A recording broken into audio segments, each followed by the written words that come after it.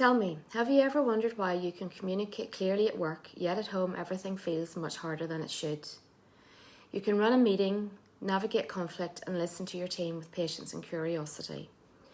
But one conversation with your partner or one emotionally charged moment with your teenager and suddenly you're defensive, irritated or shutting down.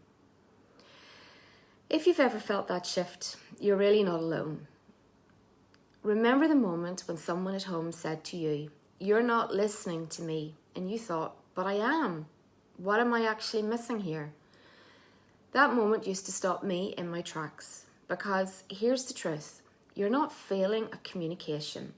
You're simply using the wrong style of listening for the wrong environment.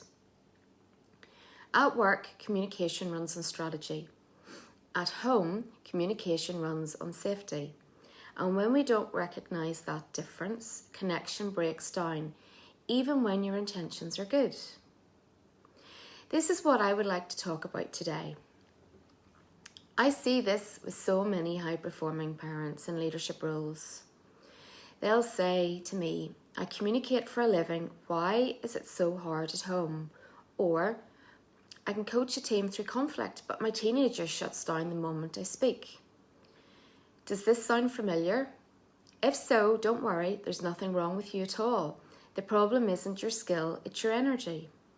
At work, you're listening to solve. At home, people want you to listen to soothe, to feel, to connect. It's very different frequencies.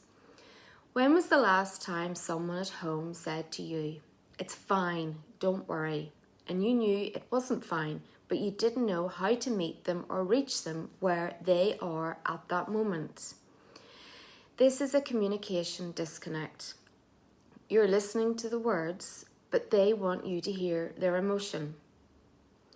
Here's something I want you to think about for a moment. In the workplace, you're praised for clarity, direction, and efficiency. That's what earns trust. But at home, those same strengths can and will accidentally create pressure.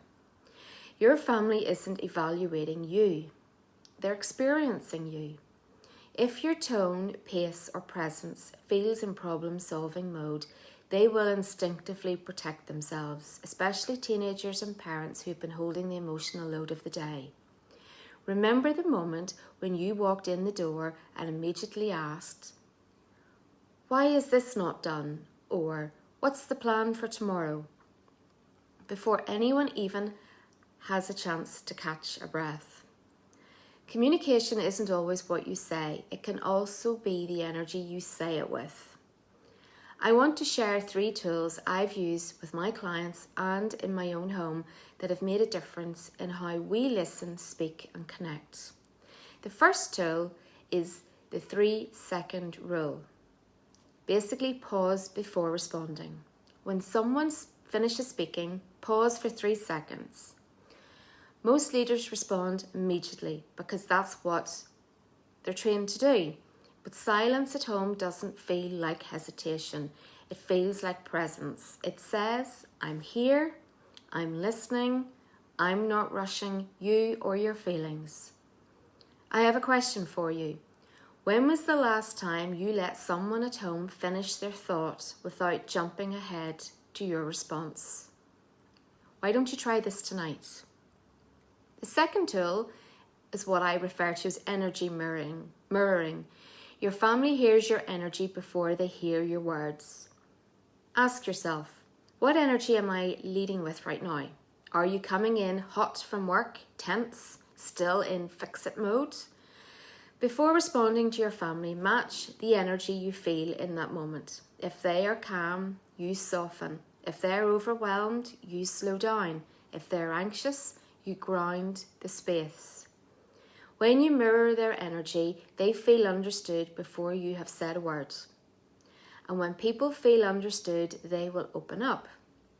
The third tool is what I refer to as the daily small listening.